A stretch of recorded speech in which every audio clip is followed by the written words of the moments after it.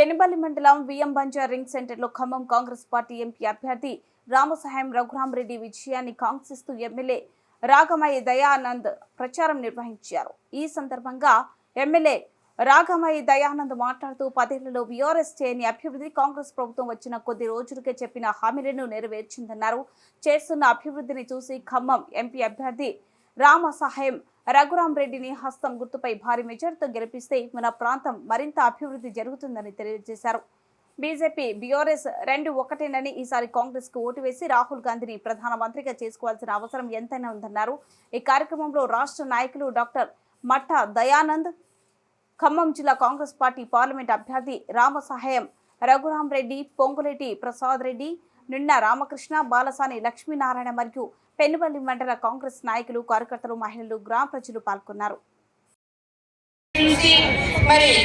మరి మన ఖమ్మం పార్లమెంట్ అభ్యర్థి ఎవరా అని చూద్దామని కుతూహలంతో ఎంతకు ఓర్చుకొనైనా మీరందరూ ఇక్కడికి వచ్చినందుకు మీ అందరికీ కూడా పేరున ధన్యవాదాలు తెలియజేస్తున్నాను.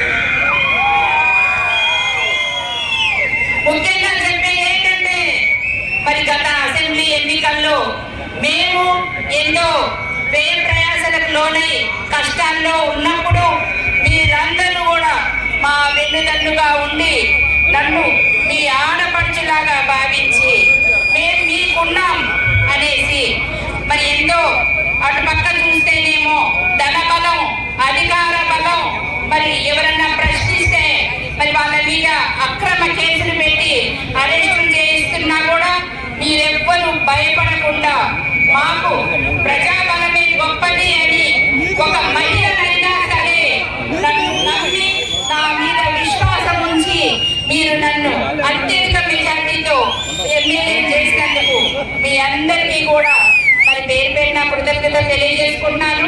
అలాగే మరి మనకి దొరల పాలన వద్దు, ప్రజా పాలన కావాలి, మళ్ళీ ఇందిరమ్మ రాజ్యం రావాలి అని మీరు కృత నిశ్చయంతో ముందడుగు వేసి ఈ ఓటుతోటి వాళ్ళని బీఆర్ఎస్ పార్టీని కోలుకోలేని దెబ్బకొట్టారు.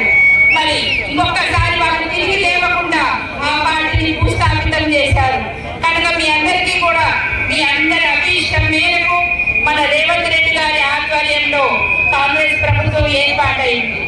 ఏర్పాటైన ఈ 4 నెలల్లోనే మరి మనం ప్రకటించిన 6 గ్యారెంటీల్లో భాగంగా 4 గ్యారెంటీలు అమలు చేస్తున్నాం. మీ అందరికీ తెలుసు, మన అక్క చెల్లెలందరూ బస్సుల్లో ఈ రోజు టికెట్ లేకుండా ప్రయాణం చేస్తున్నారు, అవునా కాదా? అలాగే 0